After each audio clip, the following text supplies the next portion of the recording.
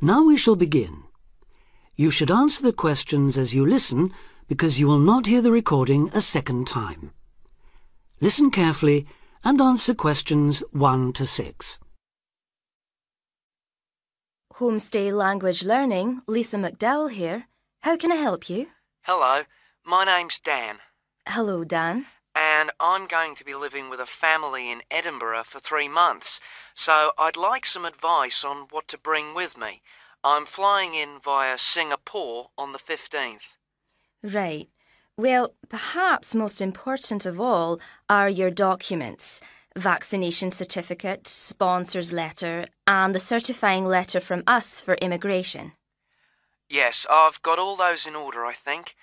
What I'm really wondering about are money and clothes and things for my room. Personal effects, in other words. OK, let's start with cash. You'll already have money in your bank account here, of course, but make sure when you get here you have some cash on you. Pounds, that is, not euros or dollars. How much do you suggest? I'd say 50 as an absolute minimum. OK. Now, the next thing is which clothes to bring. What do you think? Well, as I'm sure you know, it can get pretty cold here, so you will need some warm clothing. There are shops near here that sell winter clothes quite cheaply, so you really don't need to bring much. Do make sure, though, that you have at least one thick sweater and a jacket with you when you arrive here. The temperature's likely to be a lot lower than in Singapore. Thanks for the warning. Now, something else I'm not sure about is whether to bring my computer. It's a laptop, so it won't take up much room. 2 problems. Firstly, it might not be compatible with the electricity supply in this country. And secondly, there's a risk of it getting broken in transit. Someone travelling here had hers smashed only last month. But surely I can carry it as hand luggage. Usually, yes, but because of all the tight security right now, you may have to check it in. So my advice is to leave yours at home. OK, I think I will. Is there anything else you'd advise against bringing? Well, you won't need household or cooking things. They'll all be provided. And importing food, of course, isn't allowed by customs, though I imagine you already knew that. Well, yes. But there are 1 or 2 things I'd suggest you find room for in your suitcase. Yes? Perhaps a few of your favourite cassettes or compact discs. Of course, you might be able to find them in the shops here, but then again, you might not. That's a good idea. Anything else? Yes. Some photographs of people and places that are special to you could be nice. They can really make your room feel like home. It's just a thought. I'll see if I've got a few good ones.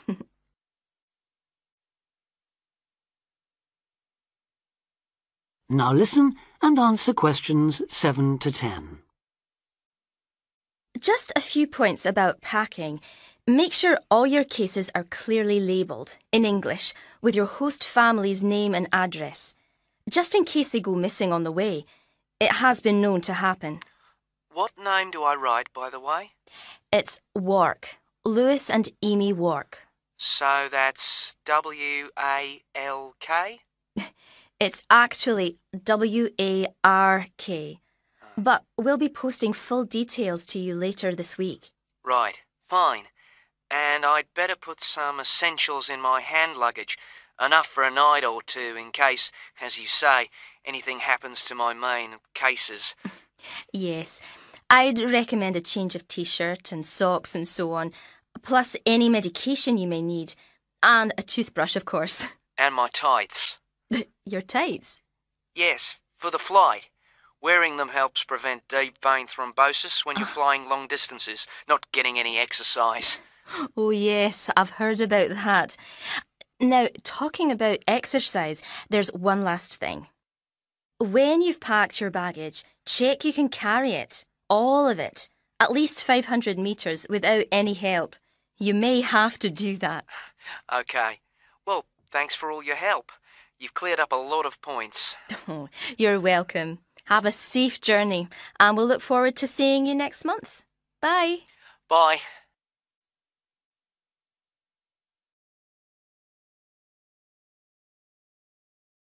Now, listen carefully and answer questions 11 to 15.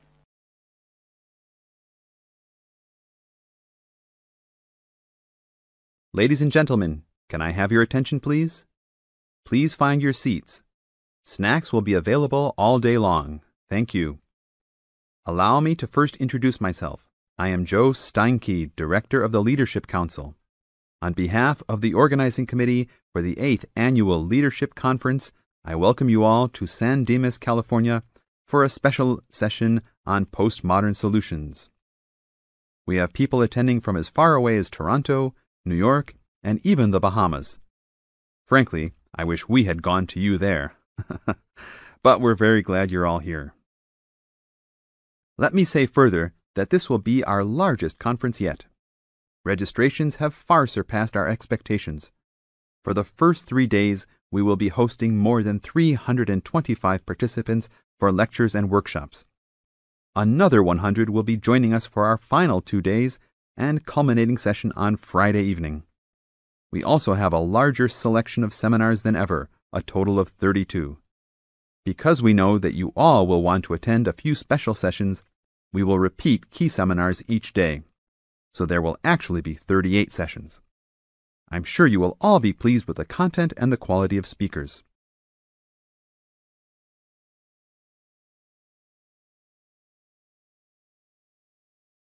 Now listen and answer questions 16 to 20.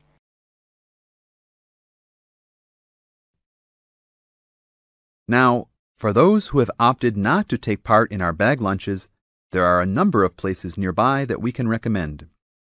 We are located here in the Convention Center just across the street from the Harford Shopping Mall, and the place we most recommend is Vital's, which is just west across Queen Street on the opposite corner. Please be careful crossing both streets, however, as we don't want to lose any participants. If you're not up to Vital's, you can also get some Italian food at the Olive Garden, which is further down Queen Street and east on Danning Avenue, across from the police station. They have a great minestrone soup and excellent breadsticks, all you can eat. On the other hand, if you want some good old American food, you can head to Fuddruckers for some big hamburgers or to the Cattle Company for some fat, juicy steak. Fuddruckers is next to the Olive Garden, but the Cattle Company is back closer to us in the opposite direction of Vital's. Just go east out of the Convention Center across King Street. It's on the same side as the Convention Center, so you just have one street to cross. Enjoy. But also, please make sure you are back for the afternoon sessions. These will always start at 1:30 p.m. That will give you an hour and a half for lunch each day. Sessions will be over each day at 5:30. Now, regarding the schedules we've printed out, there have been a couple of last-minute changes. The session titled New Leadership Strategies will no longer be held in Seminar Room 1, but in the main ballroom. This session has garnered much praise and is highly recommended to all, hence the change to a larger room. Another session has been canceled. That session was titled Leading by Serving, and it was scheduled for Daniel's room. The speaker for that session, Dr. Mark Green, had to return home for some urgent health situation. We wish the best to Dr. Green and that all is fine with his family. Finally, the session titled Using the Arts and Media has been changed to the second lounge room, Lounge 2.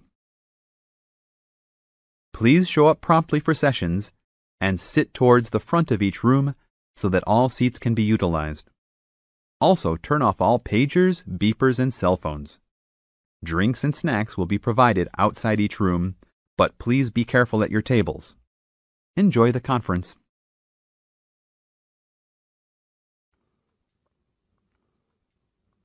Now listen carefully and answer questions 21 to 25. Okay, guys. First off, well done. That was a very good presentation yesterday. Now I'm just going to ask you questions about it before I give you my feedback. That okay? Sure. Of course. Right. Well, in that case, tell me, Niall, why did you choose to talk about Rafael Nadal? To tell you the truth, I didn't. I think I better let Sheena handle this one. Sheena? Yes, it was my decision to pick Nadal. Now, that might be a strange choice for a presentation entitled Someone Who Inspired Me to Study Psychology, but... Yes, but I was going to say, it does seem rather an odd choice. Was it simply down to the fact that he's a sporting hero of yours and so a role model? You talk about him a lot, Sheena, so this much is clear. It's true. Nadal is someone I look up to, but my reasons for choosing him were totally professional. You see, I doubt perhaps in the history of tennis that there was ever a better match player than him, and that got me thinking, what is the secret to his success? How does he control his nerves so splendidly? The more we started to look into his background, the more I realised Sheena was right. Nadal was a perfect candidate for this study. He is, on so many levels, a very well-balanced character, and it was fascinating to gain an insight into the mind of this great champion over the last few weeks. I'll admit that I was at first somewhat unsure about whether or not I should back Sheena on this one, but it didn't take long for our research to put us at ease.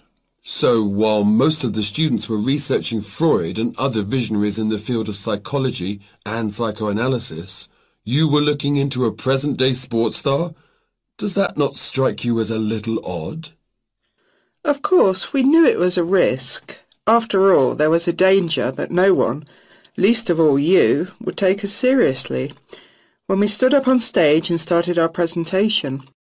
That said, I think it is in the spirit of psychology to be inquisitive and adventurous and not just stick to the conventional. Otherwise, how would the field have come so far, as it has done already? Well, I must say, your risk certainly paid off. Yours was, without a shadow of a doubt, the most interesting and original presentation I saw. And judging by the reactions of the other students, I would have to say that everyone else was equally impressed. Thank you. I'm so glad you think so. Yes, but notwithstanding your excellent presentation content, we must remember that the marks for this project are awarded based on a number of criteria, and we'll examine those in a few minutes. But first, another question. Where did you find your sources? Well, and I don't quite know how we managed it, but we were able to secure a face-to-face interview with Nadal while he was over here for the Wimbledon Tennis Championship, so we weren't reliant on newspaper articles and interviews or any other forms of secondary sources. We did, however, find the library's sports archive an invaluable backup aid to help us fill in the gaps and piece together our interpretation of what makes Nadal such a mentally strong champion. Now listen and answer questions 26 to 30. Okay, well, as I said, congratulations again for your excellent work. Now it's time for my feedback. The first area where marks were awarded is in your use of equipment. I felt that had you not been a little too reliant on the overhead projector, and had you, for example, used the interactive whiteboard and audio equipment a little more effectively, you would have received top marks in this section. As things stand, though, your use of equipment was still very satisfactory. It's just a shame as it was an opportunity missed to score full points. The next area I was asked to assess is content. As you might have guessed, I simply can't fault you on that. Highly original work, so well done. As for your timing, I felt that the two of you were a little too over-rehearsed, so the presentation felt, at times, a little robotic. That said, again, it was very satisfactory, and you would get full points for effort. Sadly, though, there is such a thing as trying too hard, and that cost you top marks here, I'm afraid. Oh, I see. Right. What was particularly impressive, though, was the thick handout you'd prepared for everyone. I took it home to read through it afterwards, and it was very well written. But not alone that, it also enhanced my experience of the presentation itself on the day, as I was able to refer to the handout for further information on what was being discussed and to answer any questions I had. Very nice. As for your level of interaction, Well, you had so much that you were intent on packing into your 20-minute time slot that sadly you ran out of time at the end, which left no room whatsoever for interaction and no one had the chance to ask you any questions. You've probably guessed, therefore, that you did worse than average in this department and unfortunately your score will have to reflect this. Oh my goodness, everything sounded so positive at the start. That is a big disappointment. We worked so hard. Now, don't be so quick to get deflated. Remember, your presentation skills only count for 15% of the project grade. Your score in this assessment, even if it were terrible, would still not be enough to prevent you from getting top marks overall. It's very hard to score well in the presentation assessment anyway, so believe me, you both did reasonably well. Thank you. I wish I felt like that. Yes, your feedback was very constructive. We're just a little disappointed with ourselves. Why? Now listen carefully and answer questions 31 to 33. Good afternoon. Welcome to the first class of V100 Art and History. The objectives of the course, as you will have seen if you've taken a look at the syllabus, include familiarizing yourselves with the vocabulary and language of art, learning about the basic elements of art and design, and finally, discussing historical periods as they pertain to art. The course will also give you the opportunity to visit some of the many galleries and museums that Britain has to offer. So, having said that, I'd like to spend the rest of today's class talking about 4 of the more important galleries that we will be visiting in the coming year. As most of you already know, or at least I hope most of you know, there are 4 Tate galleries in all. To begin, I'd like to tell you a little bit about the Tate Modern. Tate Modern is located in a very busy part of London called the South Bank. It's close to 2 world-renowned tourist attractions, St. Paul's Cathedral and Shakespeare's Globe Theatre. Now, interestingly enough, Tate Modern is housed in what was a power station, built in several stages between 1947 and 1963. It was closed down in 1981 and reopened as a gallery in the year 2000. Tate Modern consists of 5 levels, with the Tate collection being shown on the 3rd and 5th levels.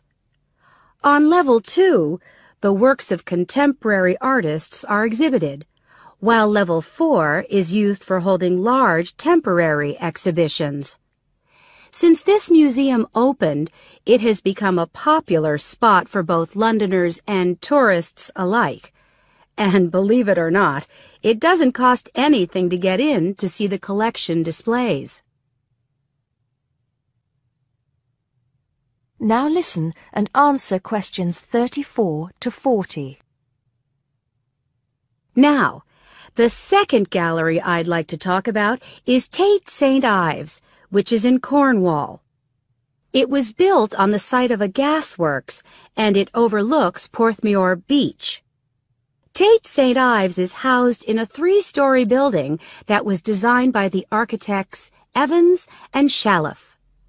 It was established in 1993, 7 years before Tate Modern was opened, and the gallery exhibits the works of modern British artists, including members of the St. Ives School, a group of artists living and working in the area from the 30s onwards. In later lectures, we'll be looking at the work of some of the artists who belong to that group and the ways in which they influenced each other. Okay, am I going too fast for any of you? No? Good. Next, I want to talk about Tate Britain, which is a gorgeous gallery situated right in the heart of Westminster. Tate Britain was the first of the 4 Tate galleries to open, and it was established in 1897. It was built on the site of an old prison, and when it first opened its doors, it was called the National Gallery of British Art. Later, it became known as the Tate Gallery, after the man who founded it, Sir Henry Tate.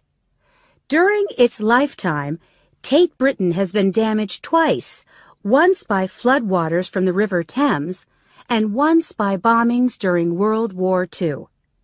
This gallery has an interesting range of exhibitions of historic and modern art from 1500 up to the present day.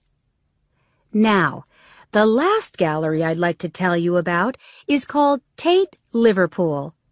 It's not hard to figure out where this gallery is located, is it? It was opened in 1988 to exhibit displays from the Tate collection, and it also has a program of temporary exhibitions. Tate Liverpool is housed in what was once a warehouse, and for some years it was one of the biggest galleries of modern and contemporary art in the UK. Well, that's a brief overview of just a few of the galleries we'll be visiting.